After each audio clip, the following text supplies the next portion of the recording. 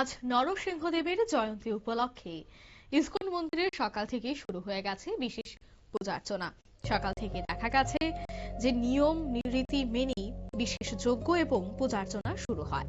রাজ্য এবং দেশবাসীর মঙ্গলার্থে সারাদিন ব্যাপী যজ্ঞ এবং পূজার্চনা হবে। সকাল থেকেই এই যজ্ঞে উপস্থিত হয়েছেন ভক্তবৃন্দরা। অন্যদিকে বিশেষ পূজা এবং যজ্ঞ অনুষ্ঠানকে কেন্দ্র করে মহাপ্রসাদেরও আয়োজন করা হয়েছে। আগরতলার মঠচৌনি স্থিত ইসকন মন্দিরে সকাল থেকেই ছিল হরিনাম সংকীর্তনের সাথে অন্য এক পরিবেশ। কি বলছেন এ বিষয়ে ইসকন মন্দিরের মহারাজ, শোনাবো। আজকের যজ্ঞ সুদর্শন মহাযজ্ঞ, এই যজ্ঞটা ভগবান নৃসিংহদেব উদ্দেশ্যে করি।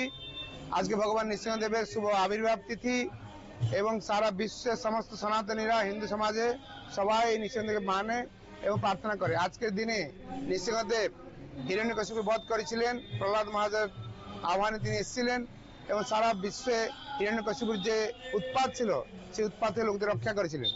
তাই আমার নৃসিংহদেব প্রার্থনা করছি। সন্ধ্যার সময় অভিষেক অনুষ্ঠান রয়েছে, ঘি মধু দধি পঞ্চগব্য দিয়ে ভগবানকে অভিষেক করানো হবে। অভিষেক পরে আমরা ভগবান পুষ্পাঞ্জলি হবে এবং প্রসাদের ব্যবস্থা রয়েছে।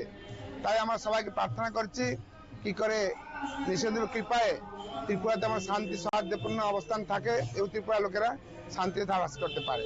আর কি আপনারা শুনলেন যে কি কারণে আজকের এই দিনটি তারা যথাযোগ্য নিয়ম রীতি মেনে পালন করে থাকেন এবং তার কতটা মাহাত্ম্য রয়েছে। অন্যদিকে আধ্যাত্মিক চিন্তাধারা কি রয়েছে, কেন এই দিনটি বিশেষ দিন হিসেবে পালন করা হয়, সবটা বিষয় কিন্তু তিনি তুলে ধরলেন সংবাদ মাধ্যমের মুখোমুখি হয়ে। প্রত্যেক বছরই তিথি মেনে এই পূজার্চনা হয়ে থাকে, এবছরও কিন্তু তার কোনো ব্যতিক্রম হয়নি।